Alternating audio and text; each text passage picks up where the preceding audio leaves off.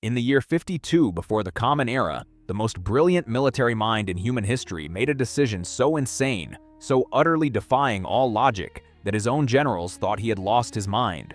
Julius Caesar stood on a hill overlooking the Gallic fortress of Alesia. Behind its walls waited 80,000 enemy warriors led by the most dangerous man in Gaul, Vercingetorix, the chieftain who had done what no Gallic leader had ever accomplished. He had united 40 warring tribes into a single burning force of resistance against Rome. Caesar had 60,000 men. Good odds, you might think. A skilled commander with disciplined Roman legions against barbarian tribesmen, except for one problem that would have made any sane general retreat immediately. Intelligence reports confirmed it. A relief army was coming. Not just any army, the largest military force Gaul had ever assembled. 250,000 warriors. Some scouts whispered the number was closer to 300,000. An ocean of screaming, sword-wielding Gauls marching toward Alesia with one purpose: to crush every last Roman between their forces and the fortress walls. Think about the mathematics for a moment. Really think about it. 80,000 enemies inside the fortress. 250,000 enemies approaching from outside. That is 330,000 Gallic warriors total, against Caesar's 60,000 Romans. 5-to-1 odds. No, worse than that. 5.5-to-1 odds, and Caesar was about to trap himself between these two massive armies with absolutely no escape route. Any rational commander would have done the sensible thing: abandon the siege, retreat to safe territory, live to fight another day, preserve your army, protect Rome's interests, survive. Caesar did the opposite. He ordered his legions to build walls, not just around Alesia to trap the enemy inside. That would have been conventional siege warfare. No, Caesar commanded something that had never been attempted in the entire history of warfare.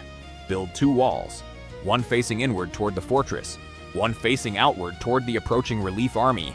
Trap the enemy inside Alesia, then trap yourself outside Alesia.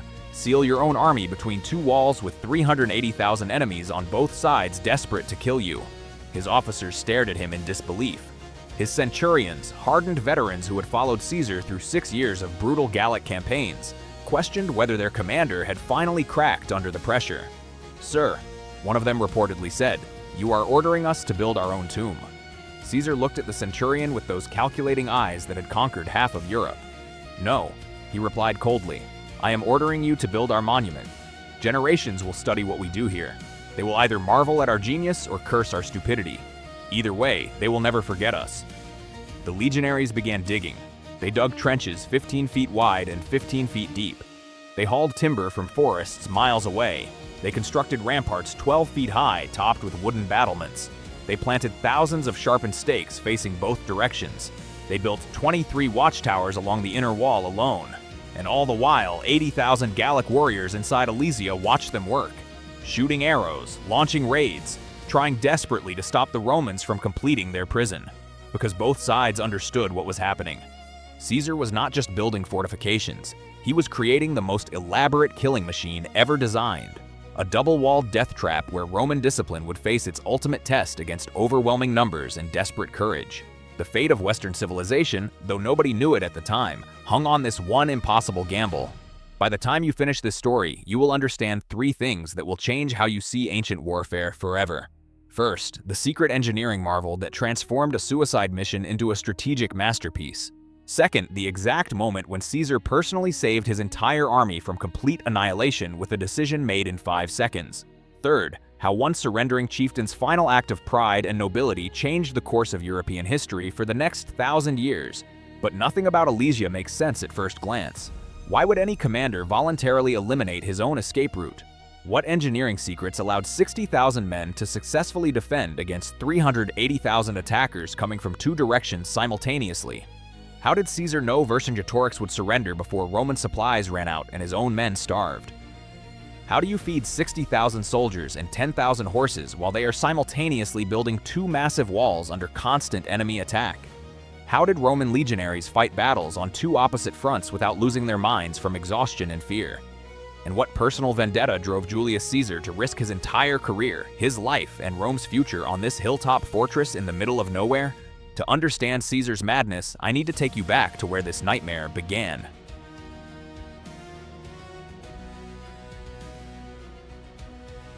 Gaul burns the world before Alesia Gaul in the year 52.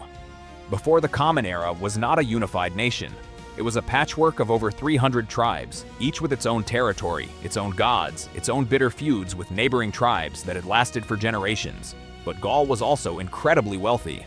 Gold mines, silver mines, rich agricultural land, skilled craftsmen producing some of the finest metalwork in Europe. The tribes fought each other constantly, yes, but they also traded, held festivals, shared religious ceremonies at sacred groves. Into this world marched Julius Caesar in the year 58 before the Common Era. He was 42 years old, ambitious, brilliant, ruthless, and desperately in need of military glory to advance his political career back in Rome. The Roman Senate had given him command of several legions and governorship of Roman territories bordering Gaul. Caesar looked at wealthy, divided Gaul and saw opportunity. For 6 years, he waged a campaign of conquest that historians would study for the next 2 millennia. Tribe after tribe fell to Roman steel. Helvetii, Belgae, Nervi, Germanic tribes across the Rhine, even 2 expeditions to mysterious Britannia across the Channel. Caesar's commentaries on the Gallic Wars paint him as a civilizer bringing order to chaos. The reality was far bloodier. Modern estimates suggest that Caesar's Gallic campaigns killed approximately 1 million people. Another million were enslaved. That is 1/3 of Gaul's entire population dead or in chains within 6 years. But conquest is not the same as control, and by the winter of 53 to 52 before the Common Era, the Gallic tribes were reaching their breaking point.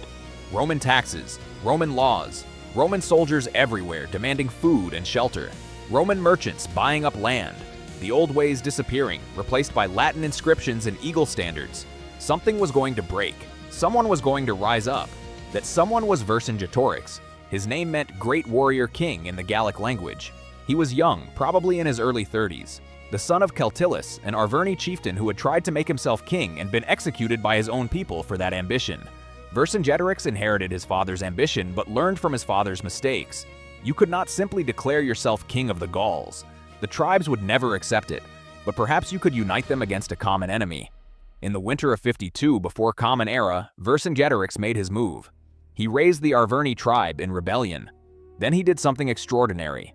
He traveled from tribe to tribe, speaking, persuading, shaming, inspiring. The Romans came as friends, he told the tribal councils. They said they would protect us. Instead, they devour us. They take our gold, our grain, our children as slaves. They burn our sacred groves. They mock our gods. How much longer will we bow to these invaders?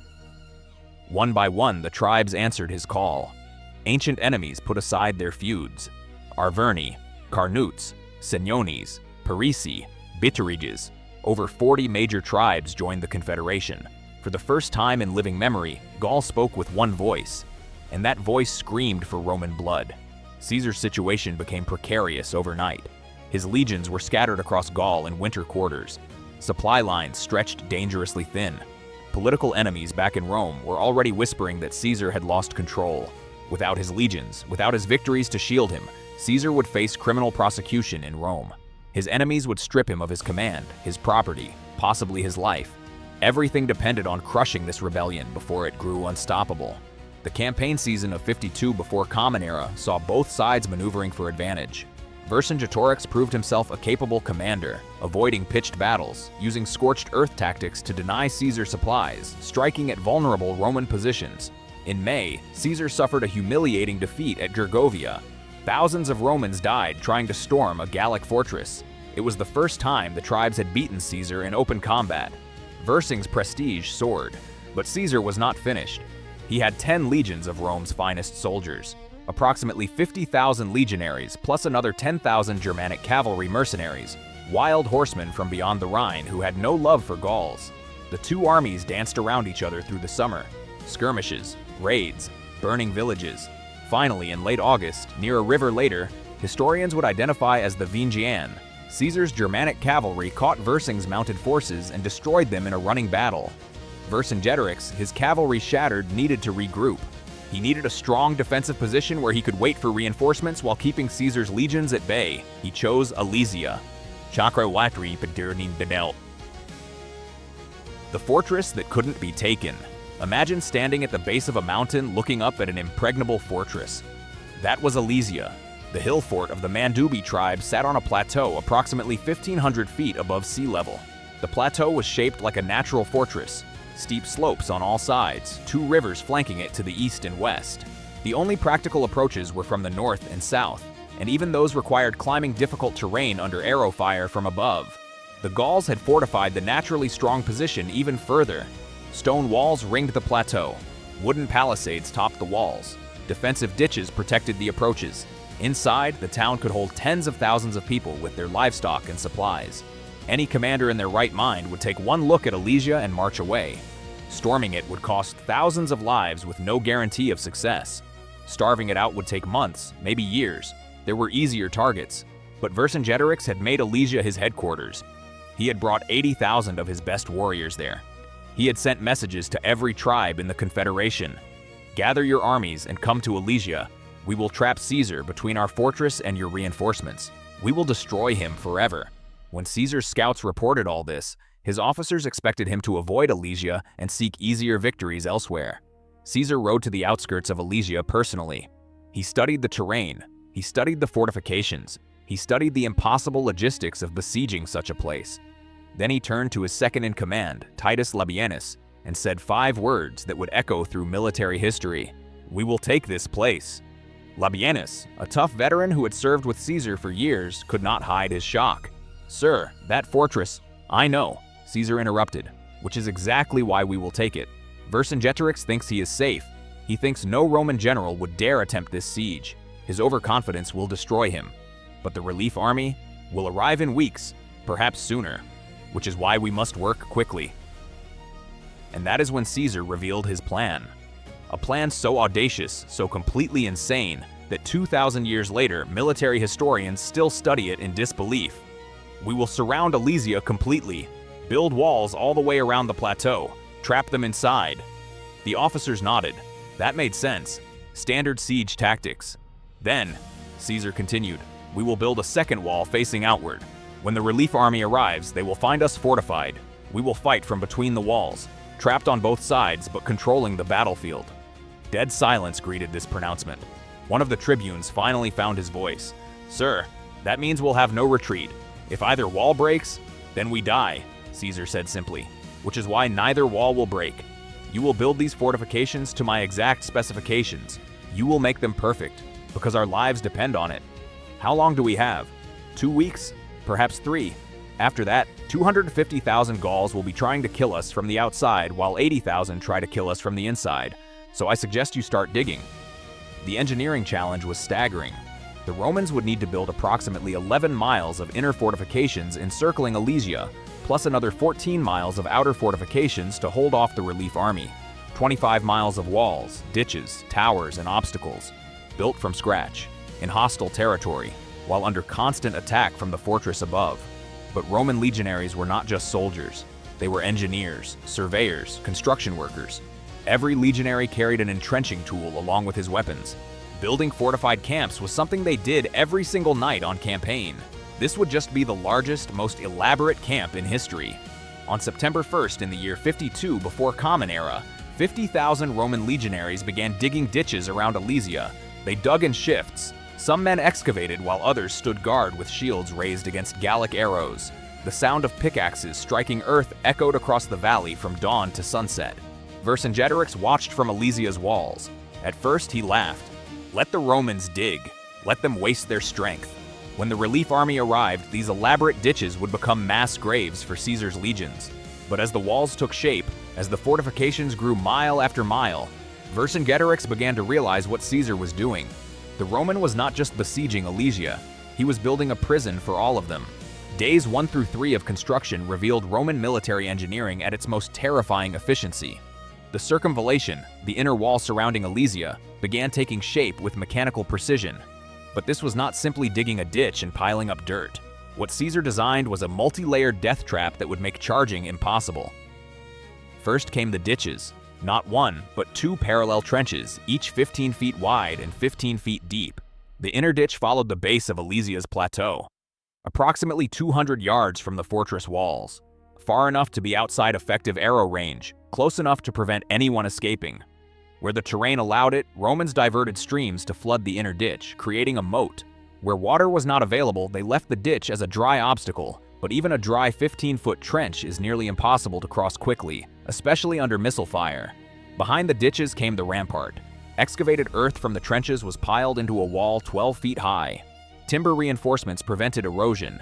The front face was near vertical, impossible to climb quickly. The rear slope was gentler, allowing Roman soldiers to easily run up and take positions. Atop this rampart, legionaries constructed a wooden palisade adding another 6 feet of height. Sharpened stakes pointed outward at chest level. Behind the palisade, a fighting platform allowed defenders to rain down javelins, arrows, and stones on anyone attempting to cross. Every 80 feet along the circuit, Romans built wooden towers rising 30 feet above ground level. Each tower held artillery, scorpions and ballistae, Roman siege weapons that could fire iron-tipped bolts or stone projectiles with lethal accuracy. Approximately 350 towers dotted the inner wall alone. But Caesar's true genius lay in what came before the ditches. The Romans constructed obstacle fields that would make any modern military engineer nod in grim appreciation. These were not simple barriers. They were calculated instruments of slaughter designed to channel, trap, and kill attacking forces. Furthest out, approximately 100 yards from the inner ditch, Romans planted the cipi, sharpened tree trunks buried in the ground with their points projecting outward at varying heights. Thousands of these formed an interlocking web of wooden spikes. Cavalry could not charge through them. Infantry had to weave slowly between them, exposing themselves to missile fire. Closer in came the gravestones, lilia in Latin, a darkly humorous name. Romans dug pits 3 feet deep, 5 feet wide, arranged in checkerboard patterns. At the bottom of each pit, they hammered sharpened stakes pointing upward. Then they concealed the pits with brush and dirt, making them invisible until too late. A man running forward would suddenly plunge through the concealment, his weight driving the stake up through his foot, ankle, or leg. The screaming wounded man would then obstruct everyone behind him, creating chaos in the attacking formation. Finally, scattered everywhere in the killing ground, Romans hammered stimuli into the earth. Iron spikes a foot long, 4 prongs pointing upward at angles like ancient caltrops. Invisible in grass or dirt, devastating when a running warrior's sandaled foot came down on one. The sensory impact of building this killing ground was overwhelming. The sound of thousands of axes felling trees echoed for miles. The smell of fresh-cut timber mixed with excavated earth and human sweat. Dust hung in the air constantly, coating everything. Men's hands blistered, then bled, then calloused over. And through it all, arrows fell from Alesia's walls like deadly rain. Gallic archers maintained constant fire on the working parties. Roman soldiers learned to work with shields propped up beside them, grabbing cover at the whistle of incoming arrows. Casualties mounted daily. A man digging would suddenly scream, an arrow through his shoulder or thigh. His comrades would drag him to the rear while another took his place. The psychological pressure was crushing. These legionaries were not just building fortifications. They were working under fire, knowing that if they did not finish in time, 250,000 enemies would sweep down and butcher them all. Days 4 through 7 brought Vercingetorix's attempts to disrupt construction. He could not simply sit inside Alesia watching Romans build his prison. On the 4th day, at dawn, Alesia's gates burst open. 30,000 Gallic warriors charged out, war cries echoing off the hills, heading straight for the incomplete sections of wall. The Romans barely had time to drop their tools and grab weapons. Centurions screamed orders. Centuries formed up with practiced speed, presenting walls of shields and protruding pila, the Roman javelin. The Gauls hit the shield wall like an ocean wave crashing against rocks. The noise was deafening. Iron smashing into wood, men screaming in rage and pain, officers shouting commands barely audible over the chaos. But the legionaries held. They had trained for this their entire military careers. First rank holding shields, second rank stabbing over their shoulders with pila, third rank ready to rotate forward as men in front tired. For 3 hours, the battle raged. Gauls threw themselves at Roman lines with suicidal courage. Some actually broke through in places, only to be surrounded and cut down. The ground became slick with blood. Finally, Roman cavalry, those 10,000 Germanic mercenaries, swung around the flanks. These wild horsemen crashed into the Gallic rear with savage joy. Unlike disciplined legionaries, Germanic cavalry took no prisoners. They cut down fleeing Gauls with brutal efficiency, turning retreat into rout. By noon, the surviving Gauls fled back into Alesia. Roman work parties returned to construction, stepping over bodies of friends and enemies alike. The walls grew higher. On day 5, Caesar received intelligence that changed everything. A captured Gallic scout provided information under interrogation. The relief army was not just coming. It was massive beyond anyone's worst estimates. Every tribe in Gaul was sending warriors. Conservative counts put it at 250,000 men. Some tribes claimed they were sending 300,000. Caesar's officers gathered in his command tent that evening. Maps spread across the table. Everyone understood what those numbers meant. "We cannot hold," Labienus said bluntly, "not against those odds. Even with the fortifications, we'll be overwhelmed."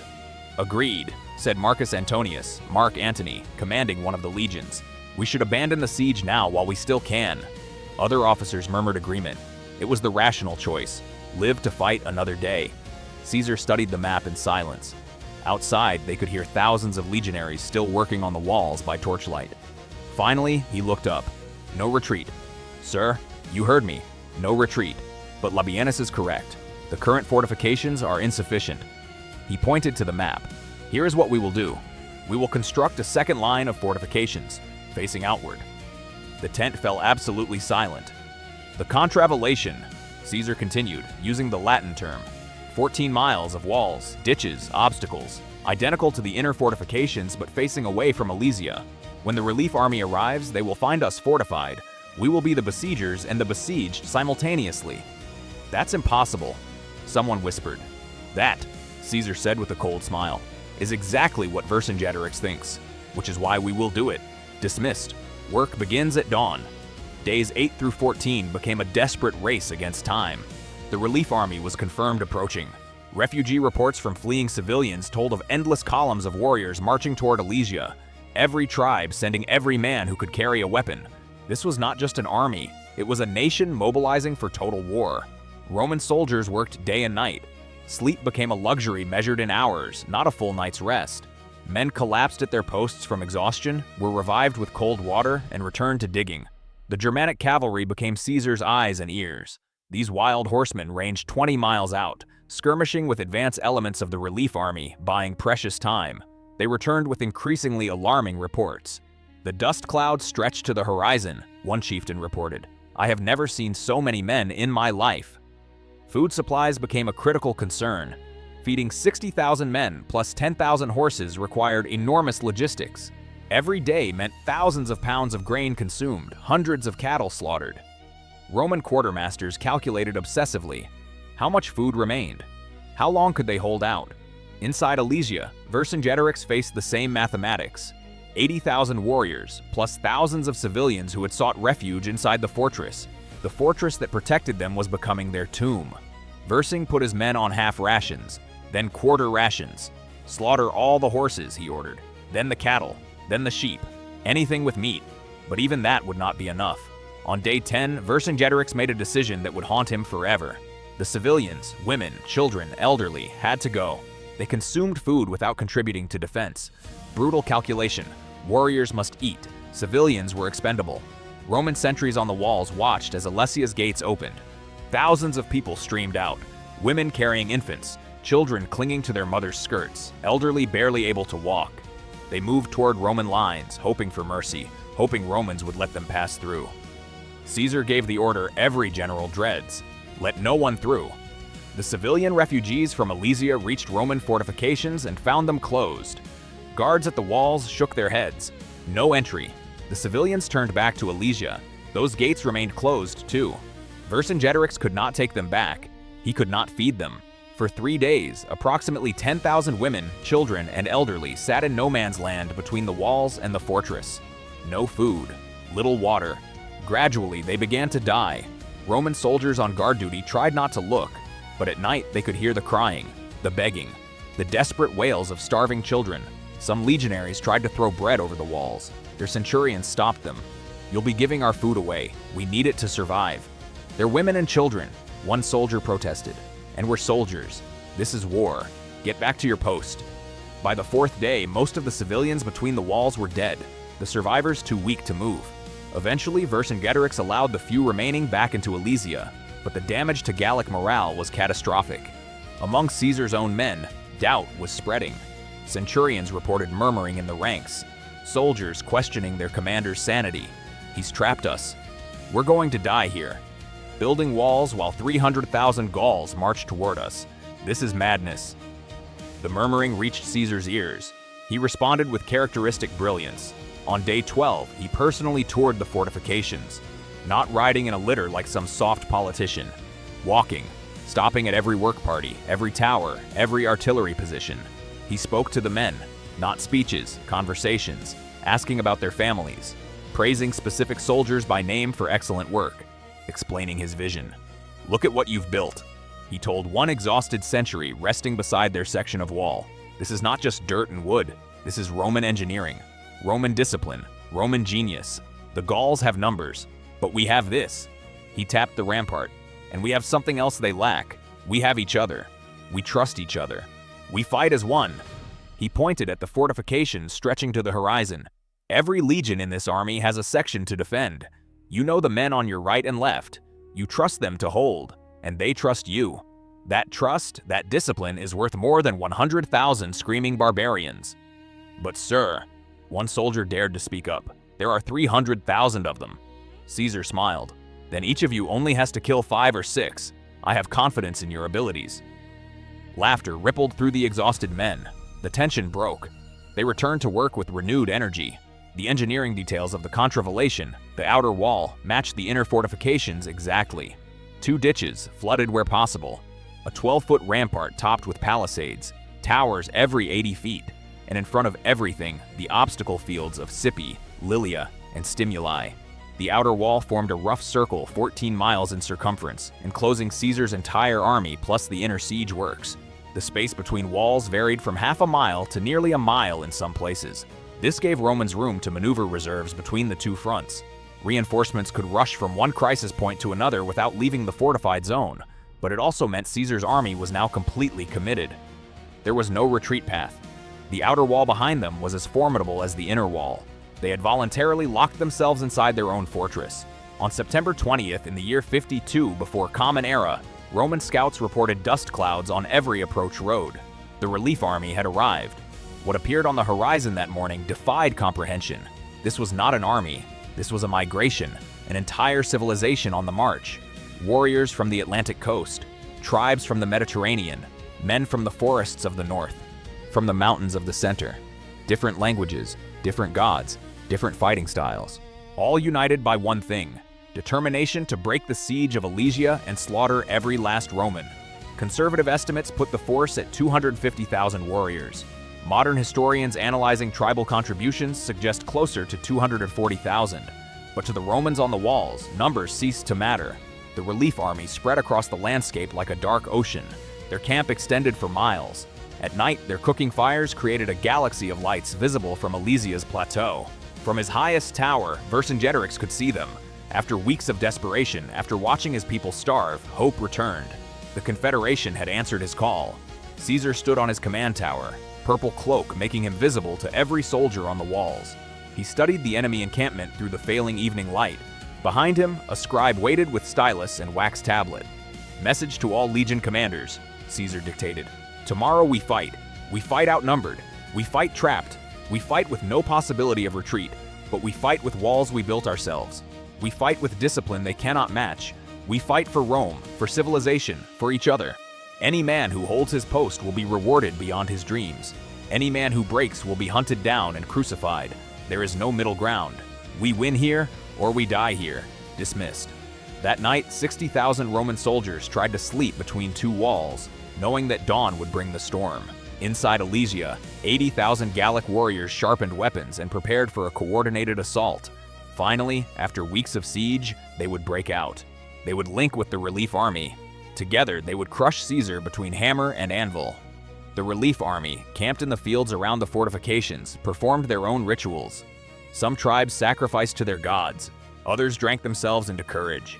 Chieftains made speeches promising vengeance for years of Roman conquest. Between the walls, Roman legionaries checked equipment one final time. Gladius sharp, scutum shield intact, pilum javelins ready, armor straps secure. Centurions walked among their men. No speeches, just quiet words. Stay in formation, trust your training. Kill the man in front of you, then the next one. Germanic cavalry fed and watered their horses, checking hooves, adjusting saddles. These mercenaries had no loyalty to Rome, only to Caesar's gold. But gold was only valuable if you lived to spend it. They understood that their survival depended on Roman fortifications holding. Midnight. The moon rose over Alesia. In the eerie half-light, the fortifications cast long shadows. 25 miles of walls, ditches, towers, obstacles. The most elaborate military construction in history, built in just 3 weeks. 3 hours until dawn, until the relief army would attack, until Vercingetorix would sort from Alesia, until 380,000 Gauls would test whether Roman engineering could overcome impossible odds. Julius Caesar stood alone on his command tower. He had gambled everything on this battle. His career, his life, Rome's future in Gaul, Western civilization's trajectory, though he could not know that yet. Below him, the walls bristled with soldiers. Behind him, no escape. Ahead, only enemies. He had chosen this. Every decision leading to this moment had been his. The invasion of Gaul 6 years ago, the pursuit of Vercingetorix, the decision to besiege Alesia, the insane order to build walls trapping his own army. If he won, he would be immortal, the greatest general in history. If he lost, he would be a footnote, a cautionary tale about hubris. Dawn was 3 hours away. The killing would begin with the sunrise. The storm breaks. Day 1 of hell. Dawn on September 21st in the year 52, before Common Era arrived with deceptive beauty. Clear skies. Gentle morning light painting the fortifications gold. Birds singing, unaware that the bloodiest battle in Gallic history was about to begin. The relief army's war horns shattered the peace. The sound rolled across the landscape like thunder. Deep, primal blasts that resonated in your chest. Thousands of horns, then drums, then voices. 250,000 warriors screaming war cries in a dozen different languages. From the outer ramparts, Roman sentries watched the Gallic army transform from sleeping camps into a living weapon. Tribal contingents assembled with their chieftains' standards. Warriors painted themselves with woad, the blue dye that made them look like demons in battle. Some stripped naked, believing divine protection made armor unnecessary. Others donned their finest mail shirts and bronze helmets, wealth displayed even in war. The psychological impact on the Romans was immediate and visceral. Legionaries gripped their weapons tighter. Throats went dry. Bowels clenched. Even veterans who had fought in dozens of battles felt fear crawl up their spines. This was not a battle. This was mathematics. Simple, brutal mathematics. There were too many of them. Commius of the Atrebates, commanding the first assault wave, chose the western section of the outer wall for his attack. His logic was sound. This section crossed difficult terrain where Roman fortifications were thinnest. Breakthrough here, and the entire defensive system would collapse. 40,000 warriors gathered for the initial assault. 40,000 men screaming, beating shields, working themselves into battle frenzy. The noise alone was a weapon, a wall of sound meant to terrify defenders before the first arrow flew. Then they charged. Imagine standing on a 12-foot wall watching an ocean of humanity rushing toward you. That is what Roman legionaries saw. 40,000 men running, weapons raised, faces twisted with rage and courage and desperation. The first casualties came before the Gauls even reached the obstacles. Roman artillery opened fire. Scorpions, essentially giant crossbows, launched iron-tipped bolts that could punch through 2 men standing in line. Ballistae hurled stones the size of a man's head, shattering skulls and breaking bones. But 40,000 targets meant even terrible aim produced kills. The artillery crews worked with mechanical efficiency. Load, aim, fire, the thwack of released tension, the whistle of projectiles, the wet thump of impact. Load again. Then the charging Gauls hit the obstacle field. The Scipi, those sharpened logs, channeled the charge into narrow corridors. Men tried to squeeze between them, losing formation, bunching up. Perfect targets for more artillery. Perfect targets for archers on the walls, raining arrows down. Then the first warrior stepped on concealed lilia, those camouflaged pits with sharpened stakes. His scream cut through the battle noise. He fell, stake through his foot, trying to pull himself free. The man behind him could not stop, tripped over him, plunged into another pit. Then another. Then another. Within minutes, the killing ground earned its name. Hundreds of Gauls writhing on stakes, screaming for help that could not come. Their comrades had to choose, stop and help the wounded, or keep charging over them. Courage demanded they keep charging. The stimuli, those iron foot spikes scattered invisibly, claimed hundreds more. A running warrior would suddenly collapse, iron through his foot, hobbling the entire formation behind him. But 40,000 men create their own momentum. The front ranks were shredded, yes, but more kept coming. They filled the pits with bodies, creating bridges of flesh. They pushed over the Scipi through sheer weight of numbers. By mid-morning, Gallic warriors reached the first ditch. 15 feet wide, 15 feet deep. Some sections flooded with water. They jumped. They climbed down and tried to climb up the other side. They threw planks across, trying to bridge it. Roman pilum, those heavy javelins, rained down, punching through shields, pinning men to the ground. Those who crossed the first ditch faced the second ditch. Then the rampart itself. 12 feet of near-vertical earth topped with wooden palisades and stabbing Romans. The tower fighting was intimate and horrifying. Gauls with grappling hooks tried to pull down sections of palisade. Romans stabbed down with pilum, gladius, anything with a point. Screams in Latin and Gallic mixed together. Blood ran down the rampart face, making it slippery. But here's where Roman training proved its worth. The legionaries fought in rotation. A century, 80 men, was divided into groups. The front line fought for 10 minutes, then rotated back. Fresh men stepped forward. This allowed Romans to fight continuously without exhaustion, destroying effectiveness. The Gauls had no such system. Warriors fought until they dropped from exhaustion or died. Courage could not replace rest. Then, at exactly the same moment, the relief army attacked from outside. Alesia's gates burst open. Vercingetorix had timed it perfectly. 80,000 warriors poured out of the fortress, charging down the slopes toward the inner fortifications. Now the Romans faced the nightmare scenario they had trained for, but hoped would never come. Simultaneous attacks on both walls. Caesar, watching from his command tower, issued rapid orders. Messengers ran between positions. Century commanders wheeled their units into place with practiced precision. The pre-planned defensive strategy activated.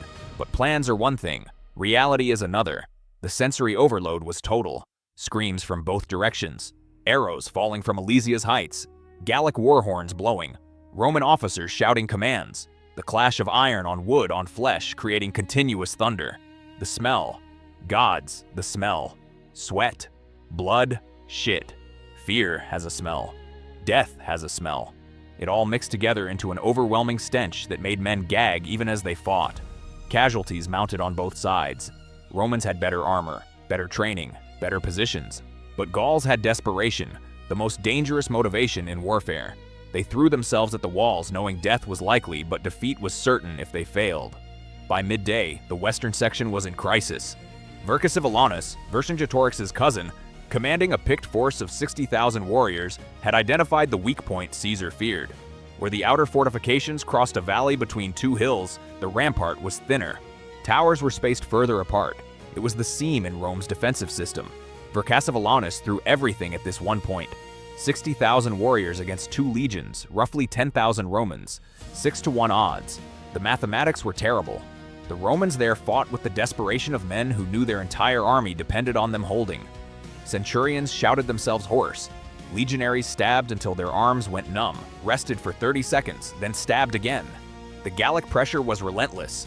Wave after wave. When one group of attackers fell, another took their place. The Romans were rotating men as fast as possible, but there were only so many fresh centuries.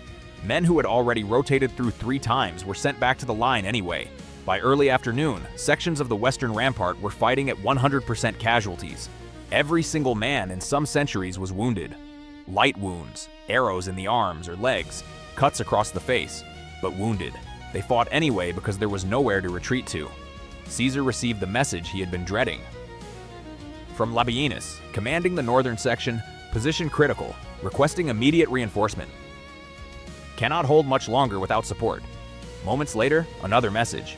From Marcus Antonius, commanding the eastern section, under massive assault, 6,000 men against 40,000, need reinforcements immediately.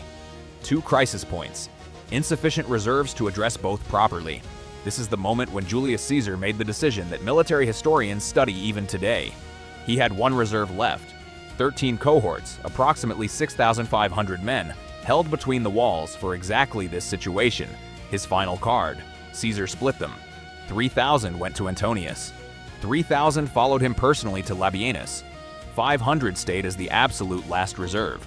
But there was something else. Something nobody expected. The Germanic cavalry, held in reserve between the walls, watched the crisis unfold.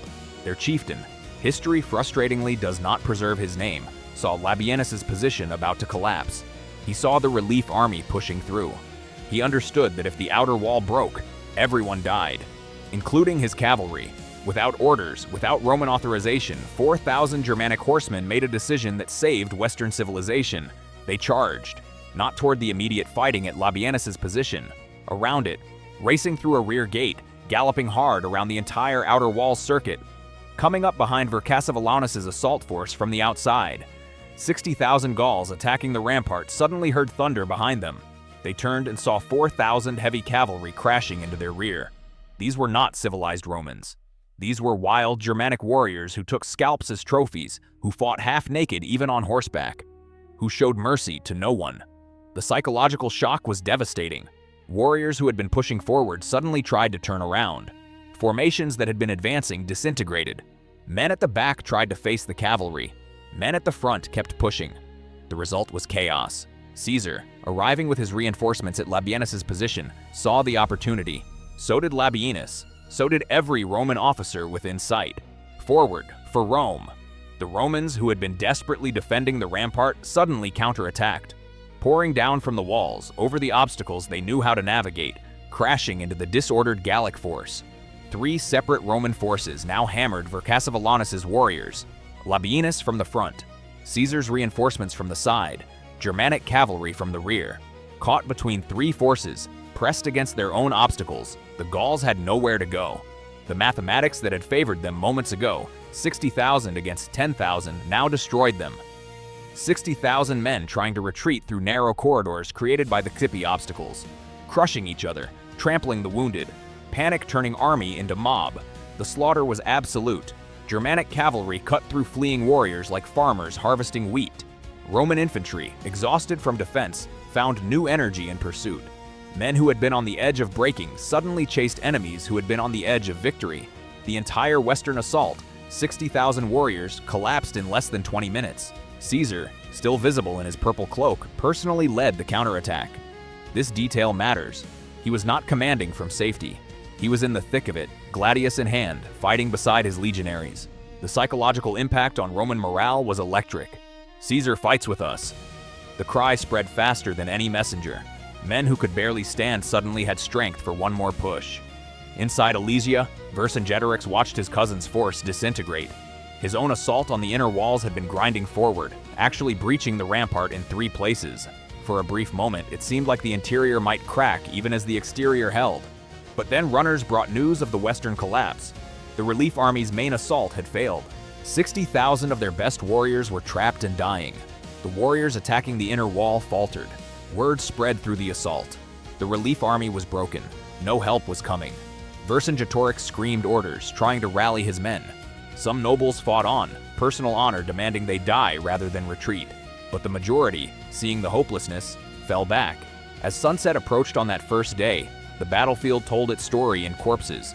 Conservative estimates, 40,000 Gallic dead between the walls and scattered in the pursuit beyond. Roman casualties, approximately 12,000 wounded, 5,000 dead. But the Romans still held both walls, barely, bloodied, exhausted, but holding. As darkness fell, something broke in the relief army's will. Chieftains who had been ready to die the next day suddenly thought about their tribes, about the warriors they had left to defend their homelands, about the futility of throwing more lives at those cursed walls. Before dawn on the second day, scouts reported to Caesar the relief army was melting away. Not a coordinated retreat, a desertion. Tens of thousands of warriors simply walking away. By sunrise, 2/3 of the relief army had abandoned the siege. The remaining 80,000 or so made a final, desperate assault on the northern section. But without the coordination of the previous day, without the numbers, it was slaughter. Romans rested and resupplied, cut them down with mechanical efficiency. By noon of the second day, the relief army had ceased to exist as a coherent force. 250,000 warriors had assembled to save Alesia. Perhaps 30,000 remained in organized units. The rest were dead, wounded, or fleeing across Gaul. Inside Alesia, the situation was beyond desperate. The fortress that had protected 80,000 warriors had become a tomb. No food, no water beyond what little remained, no hope of relief. On the evening of September 22nd, a white flag appeared on Alesia's highest tower. The surrender that changed history. Vercingetorix called his final war council. The chieftains gathered in what had been a great hall but now resembled a charnel house.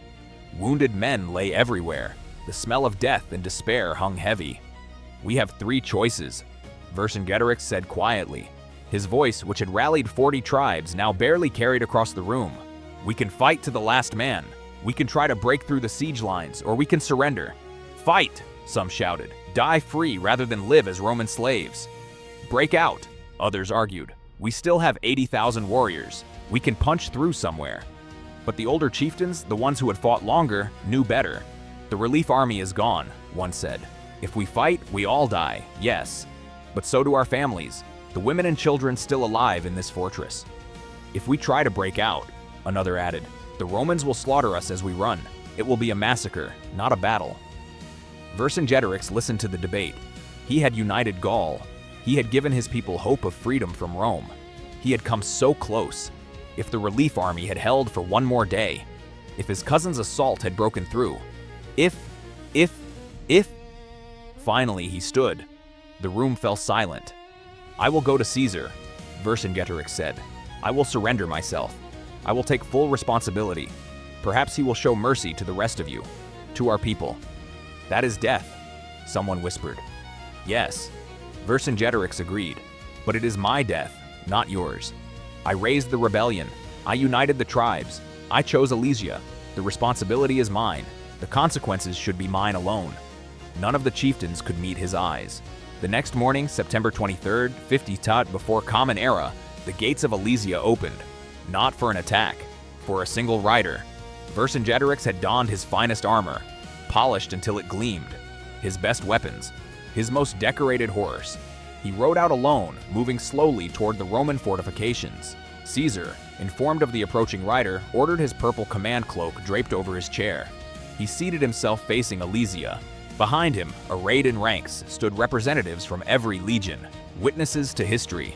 Vercingetorix rode in a wide circle around Caesar's chair. Once around, a final moment of Gallic pride. A warrior showing he was still a warrior, even in defeat. Then he dismounted, walked forward, and laid his sword, his dagger, his spear at Caesar's feet. He knelt. The symbolism was calculated and crushing.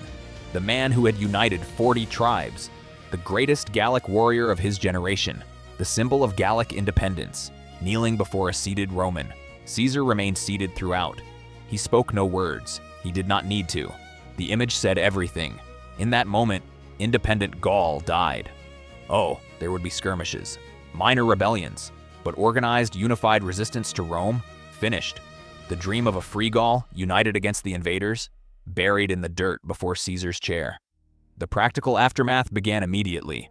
80,000 warriors filed out of Alesia over 3 days. Each one laid down his weapons. The piles of swords, spears, shields, armor grew to mountains. Roman quartermasters cataloged everything with typical efficiency. Every weapon, every shield, every piece of armor, all became property of Rome to be melted down or redistributed. Then came the sorting.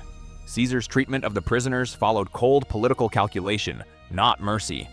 Warriors from the Aedui tribe, Rome's traditional allies who had betrayed that alliance to join Vercingetorix, were released. They returned home with Caesar's forgiveness, which was really a message. See what happens when you rebel?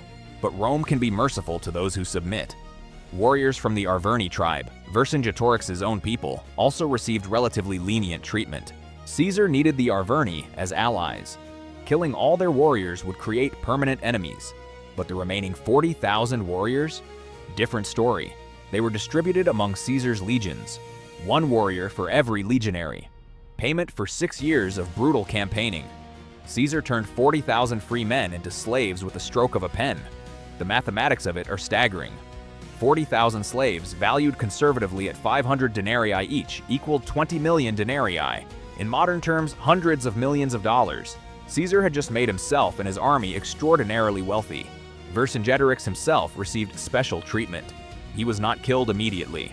Caesar understood the propaganda value of a captured enemy king. The Gallic chieftain was imprisoned in relative comfort. Good food, clean quarters, waiting for Caesar's eventual triumph in Rome, where he would be paraded through the streets as living proof of Caesar's greatness, then ritually strangled in the Tullianum prison, as was traditional for defeated enemy leaders. Vercingetorix would spend 6 years in captivity.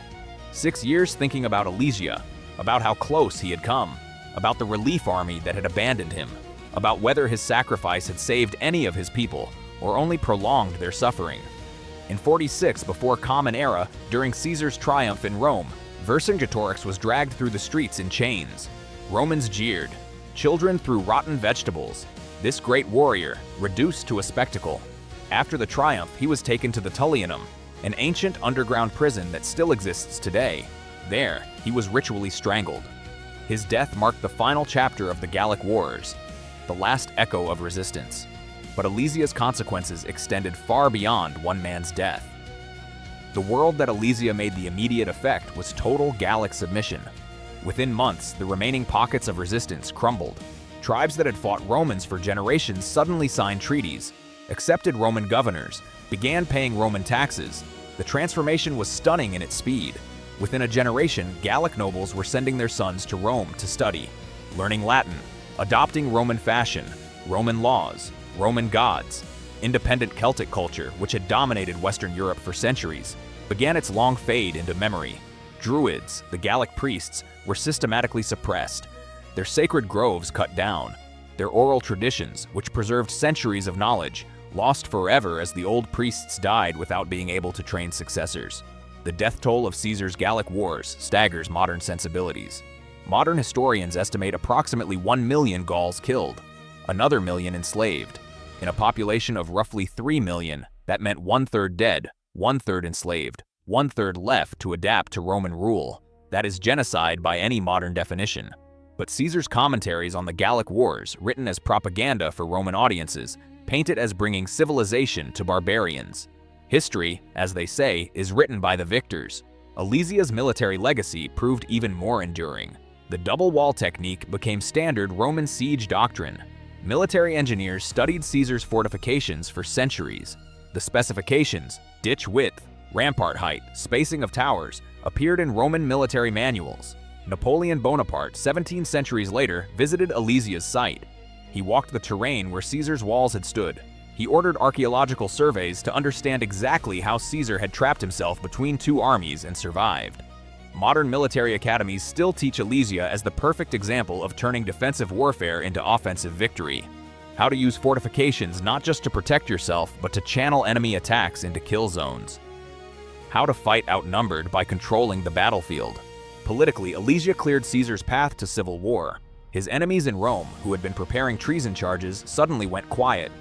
Who prosecutes a general who conquered Gaul and defeated 250,000 enemies with 60,000 men? The wealth from Gallic slaves and plunder made Caesar richer than some kingdoms. When he finally crossed the Rubicon and marched on Rome in 49 before Common Era, that wealth funded his civil war.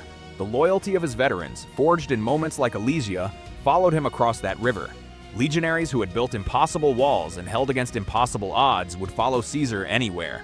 That loyalty won the civil war. Without Alesia, no civil war victory. Without civil war victory, no dictatorship. Without the dictatorship, no foundation for Augustus's empire. Without Augustus's empire, Western civilization follows a completely different trajectory. Culturally, Alesia accelerated the Romanization of Western Europe. Latin spread through Gaul like wildfire. Within 2 generations, Gallic was becoming a minority language in its own homeland. Roman roads followed Roman victories.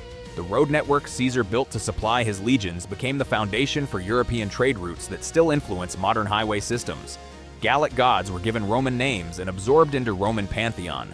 The fusion created Gallo-Roman culture, neither purely Celtic nor purely Roman, that shaped what would become France, parts of Germany, Switzerland, Belgium, and beyond. The philosophical question Alesia raises is profound.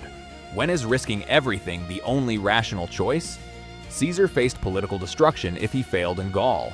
Returning to Rome without total victory meant exile or death, so he chose the insane option, trap himself between 2 armies, because partial victory was not enough. Sometimes the craziest plan is the only sane one. Modern military thinking still wrestles with Alesia's lessons. When facing superior numbers, create force multipliers through preparation and terrain. Make the enemy fight on your terms. Turn defensive positions into offensive weapons. Make the enemy's numerical superiority irrelevant through superior positioning. Every special operations unit studying defensive warfare learns these principles. Afghanistan, Iraq, urban warfare in modern conflicts. The fundamentals remain: control the terrain, channel enemy movement, create kill zones. Alesia's lessons applied with modern weapons. Caesar's gamble vindicated more than military theory. It proved that audacity can overcome arithmetic, that 60,000 disciplined men can defeat 380,000 brave ones if they control the battlefield. Fortune favors the bold became more than a saying. Alesia proved it true. The historical pivot cannot be overstated. Without Alesia, Gaul remains independent longer. Without Roman Gaul, no buffer against Germanic tribes. Without that buffer, Rome falls centuries earlier. Without Roman stability through the Dark Ages, classical knowledge is lost. No preservation of Greek philosophy, no Roman law as the foundation for European legal systems. Western civilization's entire trajectory fundamentally altered on those September days in 52 before Common Era. Caesar buried 60,000 men alive between two walls, and in doing so, gave birth to an empire that would last 1,000 years in the West, another 1,000 in the East as Byzantium. Sometimes the most insane strategies create the most lasting victories. Alesia reminds us that when faced with impossible odds, the answer is not retreat. It is to make the impossible possible through preparation, discipline, and sheer audacity. Julius Caesar looked at a hilltop fortress defended by 80,000 warriors, with another 250,000 approaching to relieve them, and said, "We will take this place." And he did. That is the legacy of Alesia. Not the bloodshed, not the enslaved thousands, not even the tactical brilliance. The legacy is this: there are moments in history when the stakes are so high, failure is not an option. In those moments, the only sane response is to do the impossible. Caesar did the impossible, and the world we live in today is the result.